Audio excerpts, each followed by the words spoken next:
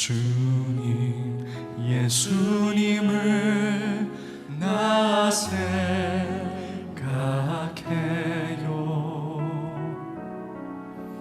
머리 둘 곳조차 없으시던 혼자 기도하시던 주님 생각해요.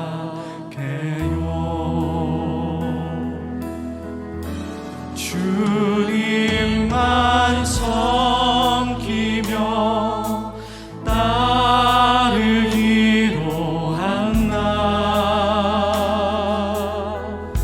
세상이 주이 모든 대로 버리고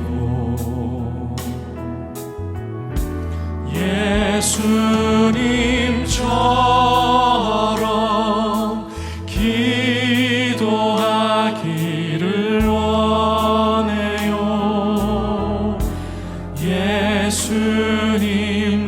예수님처럼 기도하기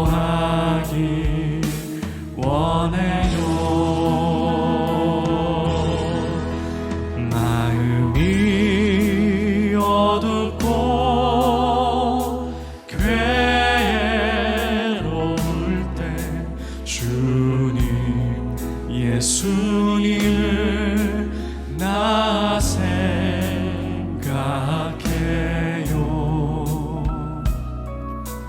머리 둘 곳조차 없으시던 혼자 기도하시던 주님 생각해요.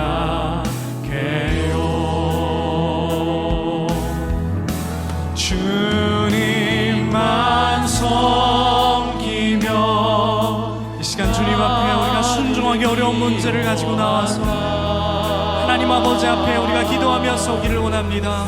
우리 자유롭게 기도하실 분 기도하시면서 찬양하실 분 찬양하면서 이 시간을 채워나가길 원합니다. 아버지 하나님, 나에게 하나님 되지 않는 하나님 순종의 문제가 있습니다. 하나님, 내가 해결하지 못하는 하나님 부분이 있습니다. 주님, 우리가 순종하는 주님의 종이 되기를 원합니다. 하나님을 기쁘시게 하는 삶이 되기를 원하나이다. 주님, 우리의 삶을 인도하여 주시길 원합니다. 기도하기 원해요. 주님만 섬기며 주님만 섬기며 따르기로 한 나 순종이란 단어 앞에 우리의 뜻을 꺾어야 하는 아픔이 있지만 주님, 우리의 고집이 꺾이게 하여 주시고 주님의 뜻대로 말씀대로 살 수 있는, 음성대로 살 수 있는 하나님의 힘과 능력을 매일의 삶 가운데 충만하게 주님 부어주십시오. 기도하기를 원해요.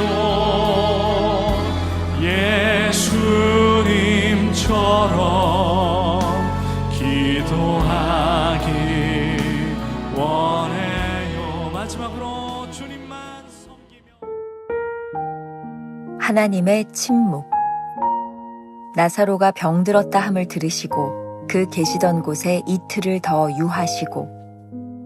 요한복음 11장 6절. 하나님께서 당신에게 침묵하실 만큼 당신을 신뢰하십니까? 하나님의 침묵은 큰 의미가 담겨 있으며 하나님의 응답이기도 합니다. 베다니의 집에서 예수님께서 며칠 동안 완벽하게 침묵하셨던 것을 생각해 보십시오. 당신의 삶 가운데 이러한 날들이 있습니까? 하나님은 당신을 그처럼 신뢰합니까? 아니면 당신은 여전히 보이는 응답만 구하고 있습니까? 만일 당신이 하나님의 응답이 없이는 영적으로 앞으로 더 나아가지 못한다면 하나님께서는 당신이 구하는 축복들을 지금 주실 것입니다. 그러나 기도에 당장 응답하지 않으시는 하나님의 침묵은 당신으로 하여금 주님에 대해 더 놀라운 깨달음을 갖게 하시려는 신호입니다. 지금까지 아무 응답을 듣지 못해서 하나님 앞에서 신음하고 있습니까?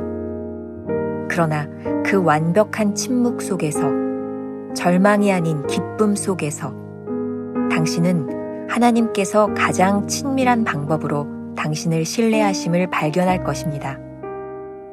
그 이유는 주께서는 당신이 더 큰 계시를 감당할 수 있다고 보셨기 때문입니다. 만일 하나님께서 당신에게 침묵하시면 주님을 찬양하십시오. 주님께서는 주의 위대한 목적을 향해 당신을 인도하고 계시기 때문입니다. 언제 응답이 나타날 것인가 하는 것은 하나님의 주권에 속한 것입니다. 하나님께 시간은 아무것도 아닙니다. 한동안 당신은 이렇게 말했습니다. 떡을 달라고 구했더니 하나님은 돌을 주셨어. 그렇지 않습니다. 오늘날 당신은 주님께서 생명의 떡을 주셨음을 발견하게 됩니다. 하나님의 침묵이 지닌 놀라운 특징은 바로 전염성입니다. 하나님의 침묵이 당신 안에 들어오면 당신으로 하여금 완벽한 확신 가운데서 주님께서 내 기도를 들으셨습니다 하고 솔직히 고백하게 합니다. 하나님의 침묵은 그분이 당신의 기도를 들으셨다는 증거입니다. 당신이 기도하는 대로 하나님께서 당신을 축복하실 것이라고 생각하는 한 주님은 그렇게 축복하실 것입니다. 그러나 절대로 침묵의 은혜를 주시지는 않을 것입니다. 만일 예수 그리스도께서 당신에게 기도란 아버지 하나님을 영화롭게 하는 것임을 깨닫게 하셨다면 주님께서는 당신과 친밀한 관계의 첫 신호를 주실 것입니다. 바로 침묵입니다. 김병선 목사의 매일 만나 365, 오늘은 10월 11일 하나님의 침묵이라는 제목으로 말씀을 나누겠습니다. 오늘 말씀의 주제는 침묵의 의미입니다. 하나님의 침묵이 의미하는 것은 무엇일까요? 우리가 흔히 사용하는 예화로 오늘 묵상을 풀어가 보겠습니다. 이한규 목사가 쓴 행복을 향기처럼 이라는 책에 나오는 이야기입니다. 신앙인에게 가장 풀기 어려운 문제는 하나님의 침묵입니다. 그래서 신앙인들은 종종 이런 질문을 합니다. 하나님, 왜 저의 고통을 돌아보지 않습니까? 저의 다급한 문제를 충분히 해결할 수 있는 능력을 가지셨으면서 왜 그렇게 침묵하십니까? 얼마 전의 일이었습니다. 저녁 6시 20분경에 아내와 저는 교회 앞에서 유치원 차를 타고 오는 딸 은혜를 기다리고 있었습니다. 기다리는 아내의 얼굴을 가만히 보니 행복한 미소가 깃들어 있었습니다. 왜냐하면 딸 은혜가 좋아하는 맛있는 어묵을 요리해 놓았기 때문입니다. 그러나 은혜는 버스에서 내리자마자 여느 때와 다름없이 슈퍼마켓에 들르자고 졸라댔습니다. 웬만하면 은혜의 요청을 들어주겠지만 그 순간만은 그럴 수 없었습니다. 왜냐하면 집에 은혜가 좋아하는 어묵을 준비해 놓았는데 영양가도 없는 과자를 사주어서 입맛을 버리면 안 되기 때문이었습니다. 그러자 은혜는 엄마 아빠의 마음도 모르고 막 떼를 쓰며 울었습니다. 껌 사줘요, 과자 사줘요, 엉엉엉. 은혜야, 집에 가면 맛있는 어묵이 있어. 조금만 참으면 돼. 그래도 은혜는 그 잠깐의 순간을 참지 못하고 집에 도착할 때까지 계속 울어댔습니다. 집에 도착한 후 아내는 울고 있는 은혜에게 재빨리 냄비에서 어묵꼬치 하나를 꺼내주었습니다. 그러자 갑자기 은혜의 얼굴에 행복한 미소가 피어났습니다. 저는 그 모습을 보면서 하나님의 마음을 읽을 수 있었습니다.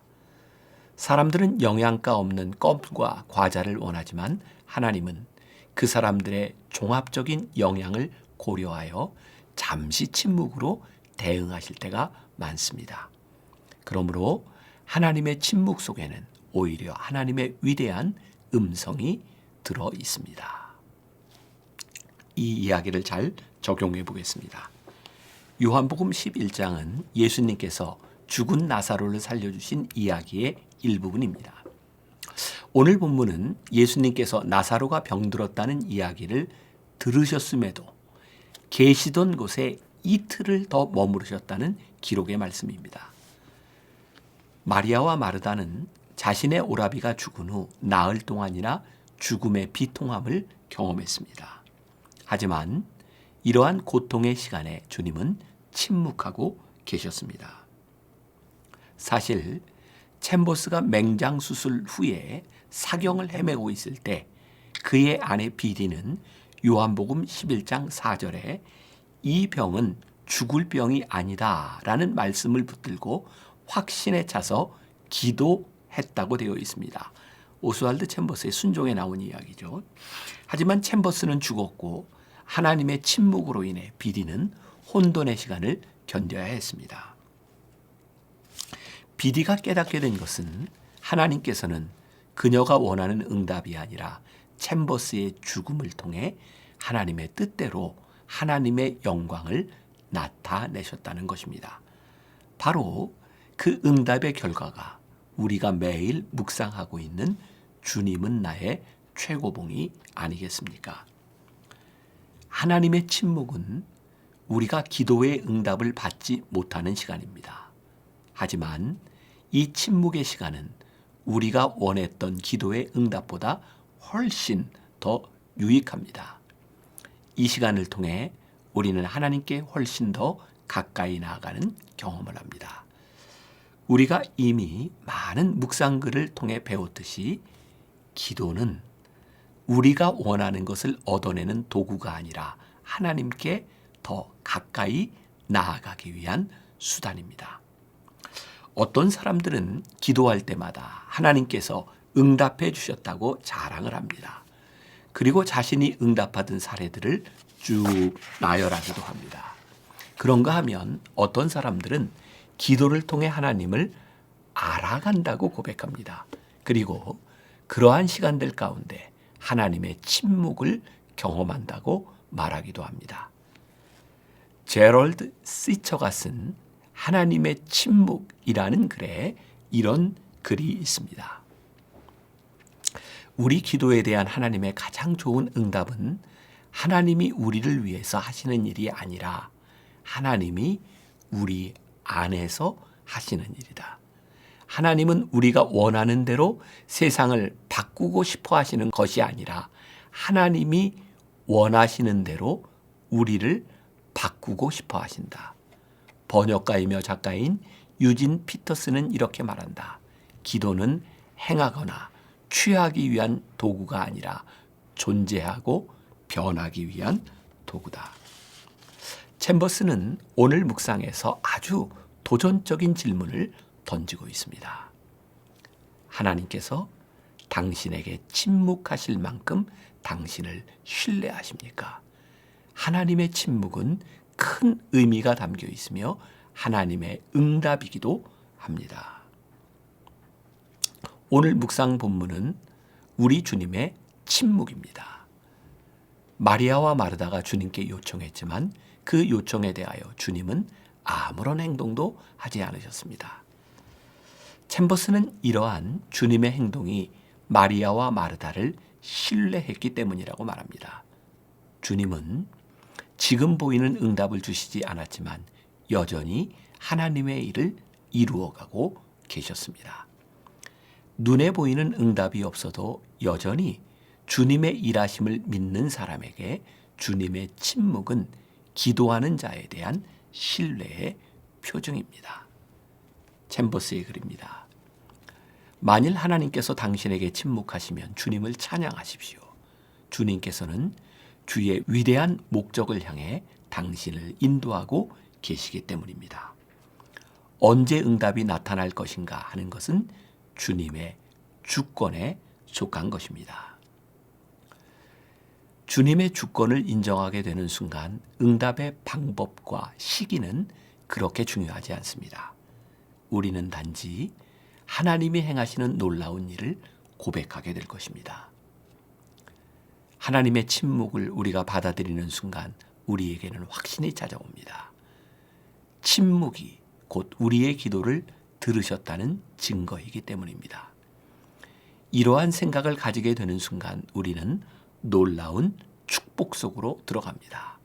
하나님께서는 우리가 기도하는 대로 축복하실 것이라는 것을 확신하기 때문입니다.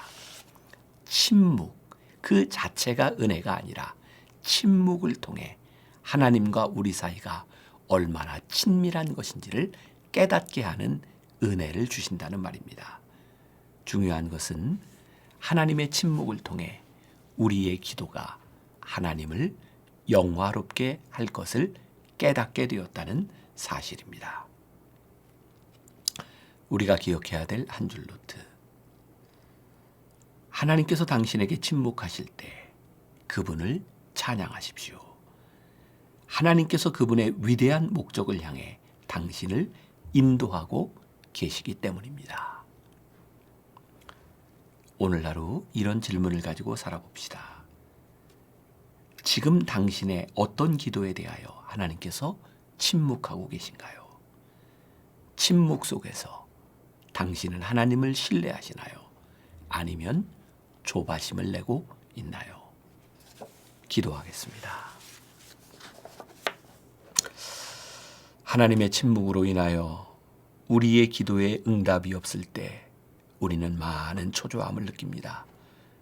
하나님이 우리의 기도를 듣지 않으시는 것은 아닌가? 하나님이 계시지 않는 것은 아닌가? 그러나 오늘 말씀을 통해 우리에게 깨닫게 하신 것이 있습니다. 하나님은 침묵 속에서 여전히 일하시고 여전히 하나님의 영광을 위하여 역사하고 계셨다는 사실입니다. 또한 놀라운 일은 하나님께서 우리의 기도에 침묵하실 때 우리를 얼마나 신뢰하고 있는지를 보여주셨다는 사실입니다. 마리아와 마르다, 그들의 기도와 그들의 요청의 침묵 가운데서도 하나님의 영광을 나타내셨던 것처럼 오늘 우리의 삶에 주님의 침묵을 통하여 하나님의 영광이 나타나게 하시고 하나님의 영광을 간증할 수 있는 귀한 우리 성도들이 되게 하여 주옵소서. 예수님의 이름으로 기도했습니다. 아멘.